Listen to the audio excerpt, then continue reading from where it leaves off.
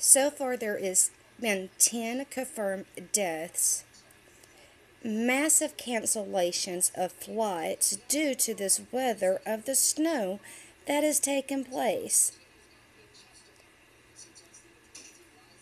I'm going to play some video for you guys to let you see for yourself the snow and what has taken place in these very last days. God bless each and every one of you guys, and be careful and stay warm.